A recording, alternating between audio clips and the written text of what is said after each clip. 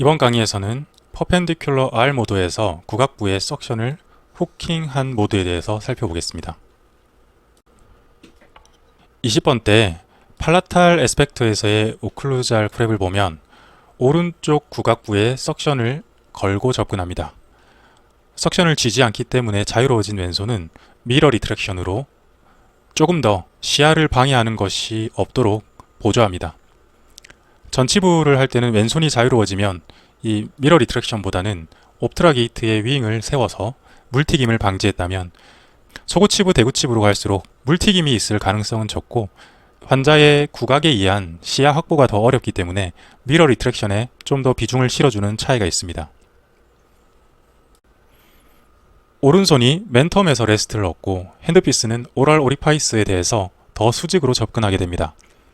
이 경우에는 핸드피스 헤드의 부피 자체가 앞서서 리트랙션 미러의 역할을 대체합니다. 이 같은 경우에는 오른손이 연조직, 레스트를 기반으로 한 안정성이 떨어지는 자세이기 때문에 석션을 후킹해서 자유로워진 왼손이 손바닥 깊은 곳에 미러를 파지하고 이 2번과 1번으로 핸드피스 헤드를 보조 지지해줍니다. 이렇게 보조 지지를 할 때는 왼손 4번과 5번으로 좌측 자이고마에서 레스트를 얻습니다.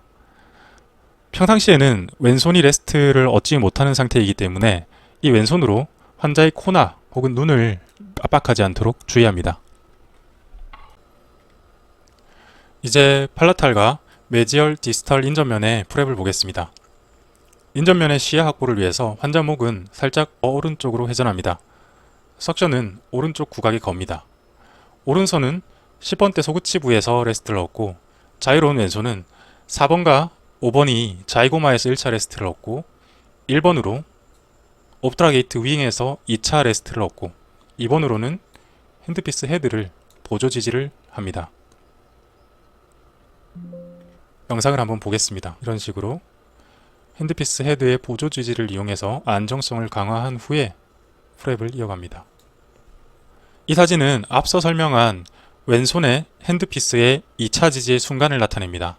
일반적으로 핸드피스가 오른손만으로 불안정하다고 느끼는 롱 기릅이나 연조직에서 레스트를 얻는 그러한 자세에서는 이 왼손으로 2차 지지를 부여해주면 좋습니다. 이 순간에 핸드피스의 안정적인 움직임을 담보하는 근본 뿌리 요인들을 분석해보면 첫 번째는 오른손의 4번이 10번대 소구치부 경조직에서 얻는 레스트입니다. 두 번째는 왼손의 4번과 5번이 왼쪽 자이고마에서 얻는 연조직 레스트입니다. 세 번째는 왼손의 1번이 옵트라 게이트 윙에서 얻는 보조적인 레스트입니다. 이 핸드피스 헤드 움직임의 안정성은 안정적인 레스트의 근본을 두고 있다고 봐야 합니다.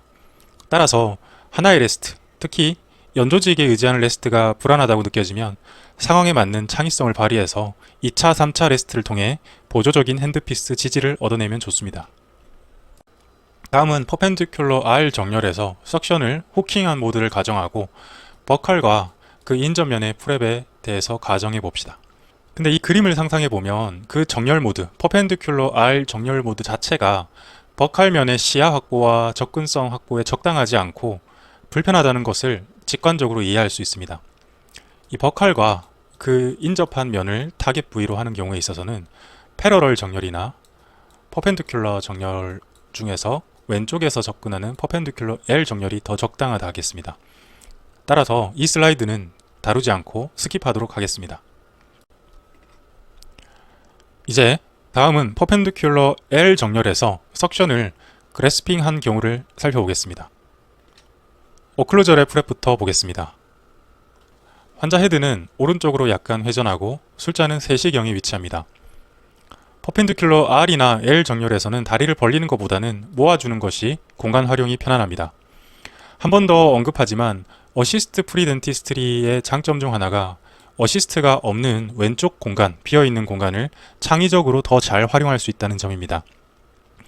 특히 이 20번대 그리고 40번대의 버컬과 그 인전면을 프랩하는 케이스에서 이 퍼펜디큘러 L 정렬의 장점이 빛을 발합니다. 왼손의 4번과 5번은 마세터에 레스트를 두고 오른손의 4번은 버컬 에스펙트에서 교환면 삭제 시에는 상악 전치부에 레스트를 둡니다. 팔라탈 에스펙트에서 교환면 삭제 시에는 약간 더 오른쪽으로 이동해서 10번대 소구치부에 레스트를 둡니다. 이 퍼펜디큘러 L 정렬 시에는 오른쪽 닥터 테이블에서 연결된 핸드피스 라인을 미리 충분히 이렇게 길게 당겨서 늘어뜨려 놓아야 진료 중 불편함이 없다는 것도 언급합니다. 왼쪽은 버칼 에스펙트에서의 교환면 삭제 자세이고 오른쪽은 팔라탈 에스펙트에서의 교환면 삭제 자세입니다.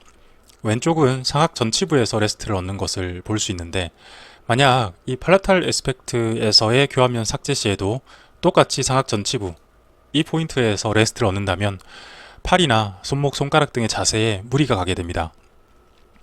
자세의 일반적인 원칙 중 하나로 이야기할 수 있는 것이 만약 신물의 가지 자세에 해당하는 손가락 혹은 손목 등에 무리가 가게 된다면 좀 더 근본 자세에 해당하는 레스트나 팔, 어깨를 변경해서 해소해 보는 것이 좋고 목이나 허리에 무리가 간다면 그거보다 좀 더 근본 자세에 해당하는 환자의 헤드나 술자 몸의 위치를 변경해서 해소하는 것이 좋습니다.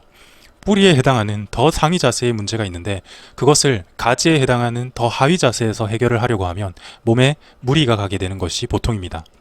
또한 두 경우 모두 다 이 오랄 캐비티의 면에 수직으로 핸드피스의 축이 입사에 들어가는 것을 알 수 있습니다. 이제 버칼과 버칼 측면에서의 메지얼 디스탈 인접면의 프랩을 보겠습니다.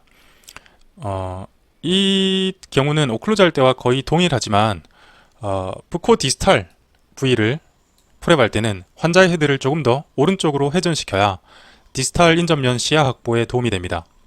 마찬가지로 핸드피스를 쥐고 있는 오른손이 환자의 코나 얼굴을 압박하지 않도록 유의합니다. 그 전반적으로 프랩하는 모습을 한번 잠깐만 보고 넘어가도록 하겠습니다. 이런 식으로 스트로크를 하게 됩니다. 다음으로 팔라탈과 팔라탈의 인접면 부위의 프랩을 보겠습니다. 이 경우에는 퍼펜디큘러 L 정렬의 모드는 이 팔라탈 측의 타겟 부위를 프랩하기에 불편하고 적당하지 않기 때문에 생략하도록 하겠습니다.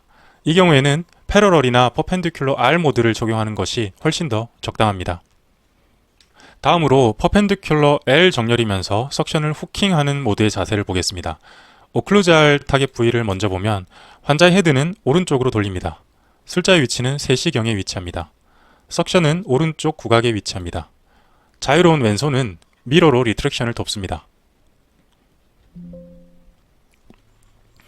오른쪽 구각부에 후킹하는 석션 팁은 S자 모양으로 두 번의 밴딩이 들어갑니다.